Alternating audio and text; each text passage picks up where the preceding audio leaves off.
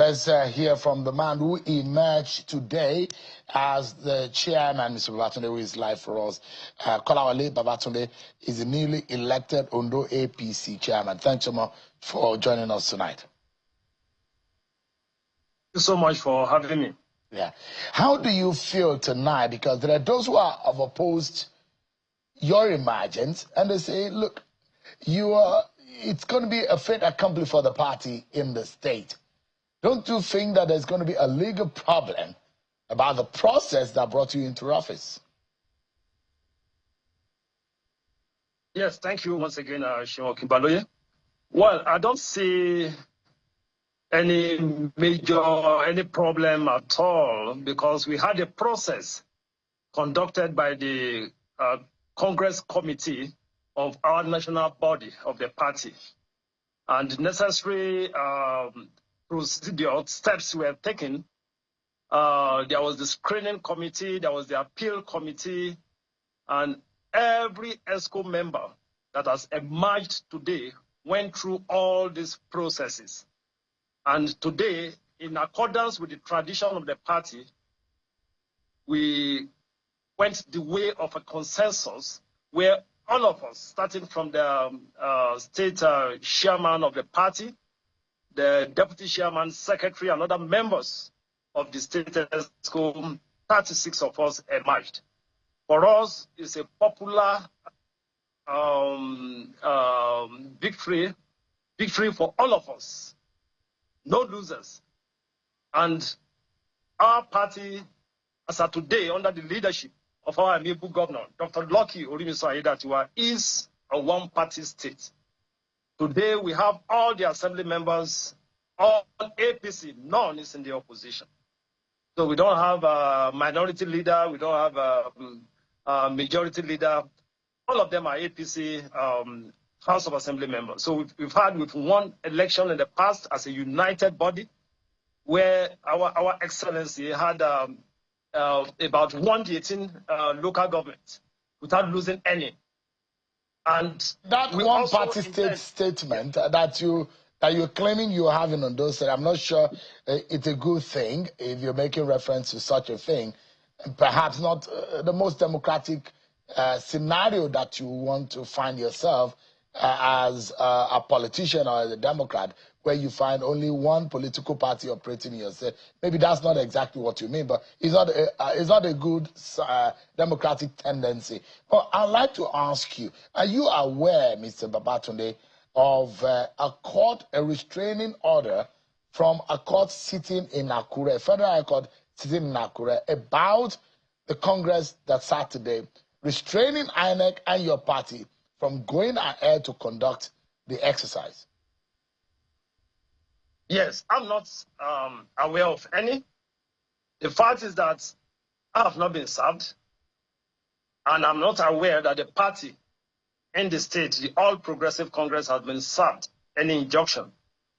As a matter of fact, the Congress Committee from the national body of our party were in Ondo State, and in line with the tradition of the party, they conducted a free and fair congresses today in Ondo State. And the ESCO members, emerged. So I'm not aware of any court injunction. Just like I said, I have not been served. The party have not been served. I'm not aware of it. Well, I mean, that particular court order delivered by Justice Toyin Adegoke in the Federal High Court in Akure nullified earlier ward and local government congresses. How can you go ahead with a state congress when local and ward congresses have been nullified? Doesn't that look like a political aberration? Well, I'm not a lawyer, but I have an understanding of the section of the Electoral Act as amended, Section 83, subsection 3, that clearly states that no court shall entertain jurisdiction over any suit or matter that has to do with the internal affairs of a party. Today, congresses were conducted across the country. ESCO members have emerged in line with the Electoral Act. So the Electoral Act is clear. Of course, if there's any injunction that has to do with the congresses, for me, I don't think any court should entertain that. Just like I said, I'm not a lawyer, but I'm abreast of what is written in the Electoral Act, just the way I've quoted it. Because the one we wonder, legally speaking, if a political party, whether you agree or not with a court's position, can proceed on an activity after the court has restrained such a body and INEC from observing or monitoring such an exercise.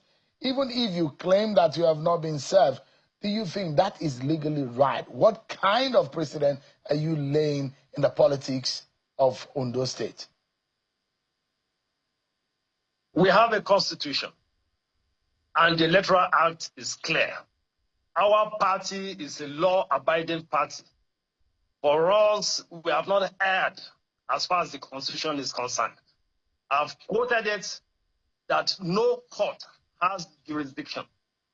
That is what the law has said. That is what is clear in the Electoral Act. So we've not done anything that has contravened the Constitution of this country. Okay, so, I mean, you say you are not aware that has happened, but do you fear, and you say you are not a lawyer, so you might not know the implication, being only a politician and you don't live in the realm of legal or jurisprudential concept of what this means. So you may not know what the implications will be at the end of the day, but do you fear that whatever activity that has been done today might be in jeopardy and might, at the end of the day, be cancelled and mean nothing at the end of the day? Are you worried about that?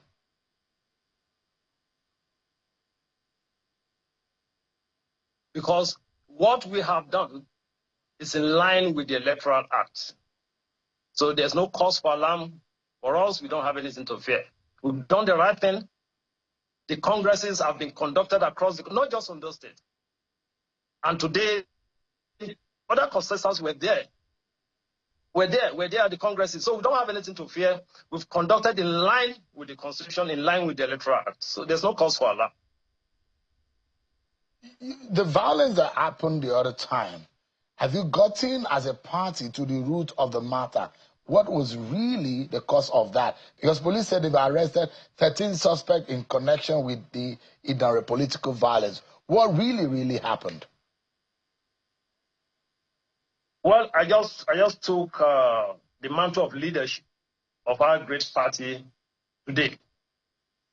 I don't have details of what transpired. As a matter of fact, that same day I was in an event with our amiable governor, and it was from the location of the event that we left for the stakeholders meeting with our national Congress committee. So I don't have details of what has transpired, but I want to assure you that we have an internal mechanism for resolving similar issues that has happened in the past. I want to assure you that we'll come out of this stronger than expected. It's quite shameful, isn't it, when leaders of the party were being attacked at the party gathering. 2 people were killed, several injured people in that Idare during the APC World Congress, and that violence that we saw. That's very shameful, isn't it? For a political party conducting a meeting, 2 people being killed and people being injured. Why is the Ondo State story different from the rest? Well, now people are now being killed. Family members are now weeping and mourning their loved ones because they went to attend a party meeting. Yeah, well, I condole with the family of the victim. But let me say this. For me, it's highly but then this don't have anything in any way to do with the congresses that took place on that very day. I heard there was a clash between rival, court groups and other, but this has been investigated. And just like you rightly put it, arrests have been made. The appropriate authority will get to the bottom of this. But I want to assure you that Ondo State is a very peaceful state. As a matter of fact, has been adjudged as one of the most peaceful states in Nigeria. So for us, except until your party conducted that in Indore and 2 people killed. I mean, no. People being killed is not. It doesn't exactly show peace, especially in the gathering of your political party. Yeah, that was actually a coincidence. Just like I've said, it doesn't have anything to do with the congresses. By the time the investigation is concluded, you will you get to know that this doesn't have anything to do with the congresses. There was a clash. Why does it look? Those who are on the ground say this is a political feud between the Minister of Interior and the sitting governor, and this is about another term in office. What exactly is this? How are you able to reconcile that people are not dying because of political office? Well, for me, I don't see any political feud between the governor, who happens to be the leader of the party in Ondo State, and the honorable minister. Of course, you will agree with me that our governor does not intend to become a minister in the future. So I don't see, and as we speak, as of today, we still have another 3 years. We just celebrated 1 year in office. So he has about 3 years more to sit on the leadership of the state. So I don't see any political feud. I've not heard of any. It's normal in politics that, misunderstanding comes up, but bringing it on the table and saying there's a political feud between the governor, who is the leader of the party, and the minister, who is also always, of course, an appointee of the president. I don't know of any feud in between them. I don't see that affecting anything in the state. The state is under the leadership of the governor. We're making progress. The state is developing in line with our ease agenda of the governor. So unless you want to tell me of any, but as of today, there's no any distraction. The governor is making impact in the state. Our party is getting stronger. We have not lost any election under the leadership of our governor. So I don't see any feud between the governor and the minister. Okay, so let me allow you to listen to one of the leaders in that senatorial district who said, whatever that is going on today is not right. I'd like you to respond to that. Take a listen to one of the leaders in your party.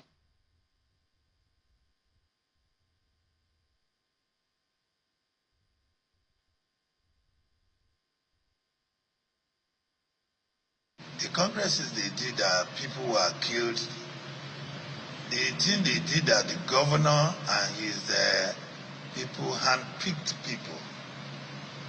That's not Congress. That's not a Congress. And then the one they said they did today, I don't know. I'm not aware. I'm not sure that is valid. I'm not sure it meets the requirements of the Constitution. Neither does it meet the requirements of the Electoral 2026 as amended. Neither does it meet the requirements of the Constitution of the party. Mr. President, sir, my appeal is for you to intervene in Ondo State. The governor is about to ruin and destroy what you have built for many years. Because the democracy we are enjoying, while you are at the barricades and the trenches with us, with people like us, the people that are trying to destroy it now are enjoying themselves with Abacha. They are enjoying themselves.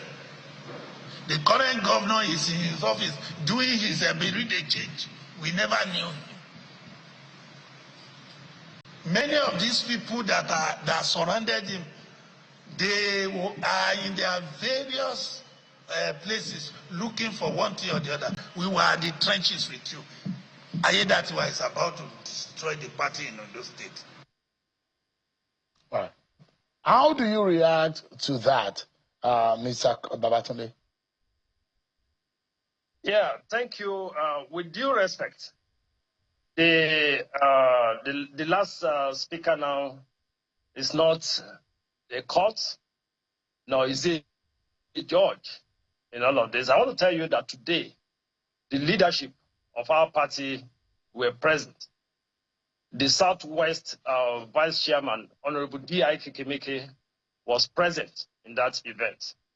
He led other national leaders of the party to witness the Congress that took place in Ondo State.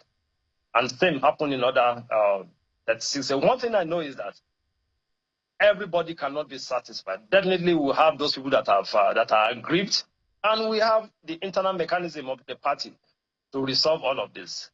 But for the last speaker to say that it's not in line with the Constitution, it's not in line with the Electoral Act, the Constitution is clear that consensus is allowed in the party. And that did not just only happen in Ondo State, it happened across other APC states where congresses also took place today. So for us, it's on the basis of that, that the wisdom, that the leadership in their wisdom has conducted the congresses that took place today. If he is saying that the governor is on the verge of destroying the party, this is a governor that led us to that contested election and won all the 18 local governments. It has never happened in Ondo State.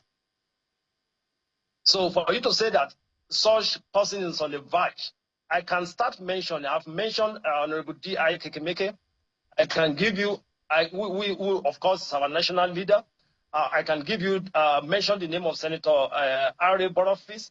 I can give you many other leaders that are working together with our governor. The governor, I made a statement and you said that is undemocratic. But today, do we actually have opposition in this state? The answer is no. We don't have opposition. That's to tell you that our party is doing well. Just a few weeks ago, our former deputy governor, Honorable Fred Agbola, joined the party. Another former deputy governor, our leader, Pauluateru, also joined the party. Then who else do we have in the opposition? It's just to tell you that the governor is delivering on the dividends of democracy. Now, I can understand that the last speaker is aggrieved. Fine, is understandable. But this can be resolved using our internal mechanism or in resolving conflict. All right. Thank you so much, Mr. Kolawole Babatunde, newly elected Ondo APC chairman, amidst the court order restraining the party from going out doing so. Thank you so much indeed for your time tonight. Thank you so much. Thank you.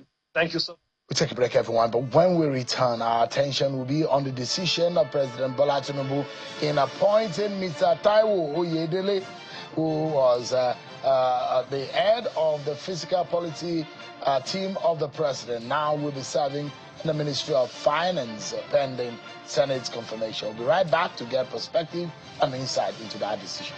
Join us again.